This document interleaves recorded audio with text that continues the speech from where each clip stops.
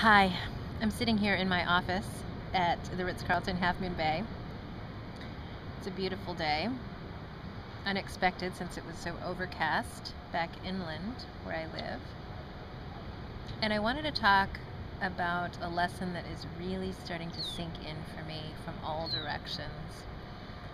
And that is, after nearly 2 years and really an intensive year of practicing greater self-trust and cultivating space in my mind, in my body, in my breath, and just practicing that, creating space in all aspects of my life, I have finally realized the difference between creativity and productivity, and how so much of our society has been driven by productivity that we've forgotten how to practice creativity.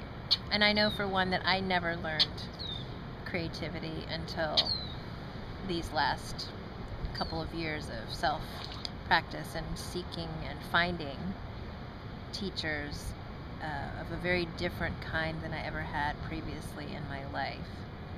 So the difference between creativity and productivity is that creativity comes from space and openness, and the act of creativity is allowing. So all of that sounds very empty and passive, and I've found that the paradox is that there's truth to that, but there's also truth that when you really practice openness, space, and allowing, that actions spontaneously arise from that. But you only know what those are when you completely surrender into the space and the openness and the allowing. So there's no ability to predict the outcome of an act of creativity. And that's why we avoid it. And that's why we're told to fear it.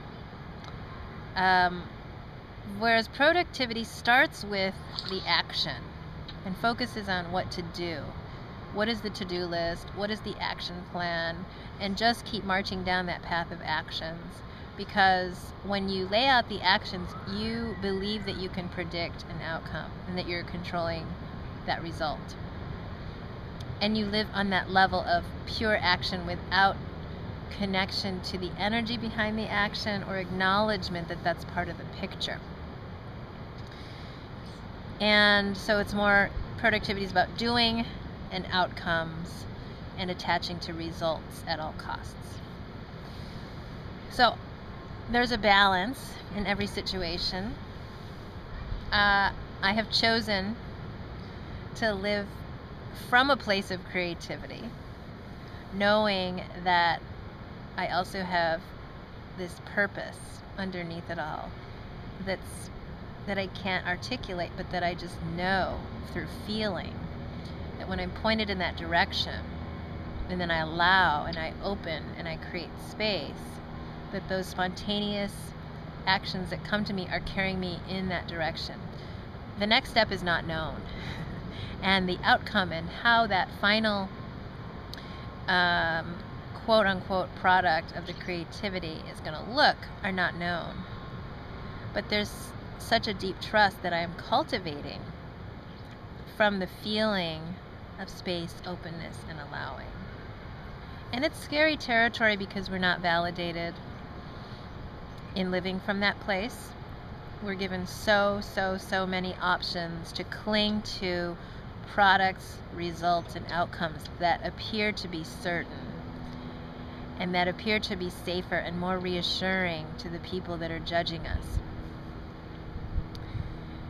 But we're being called at the same time through various pain points in our societal fabric, in our culture, our bodies, our families, our workplaces. These pains are all calling us toward a greater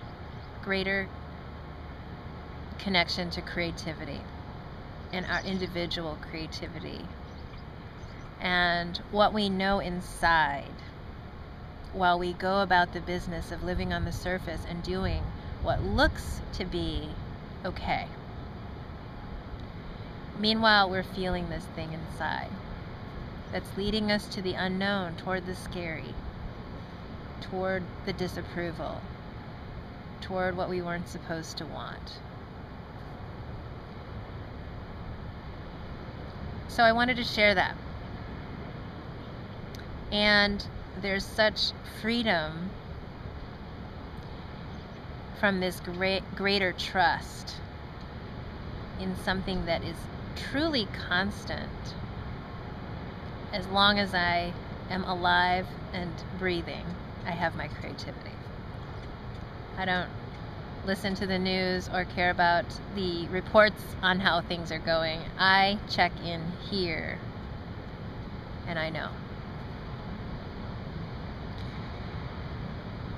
So that's my little 2 cents from the Ritz-Carlton on creativity versus productivity. And I'm back to creating the rest of my day. Have a great one.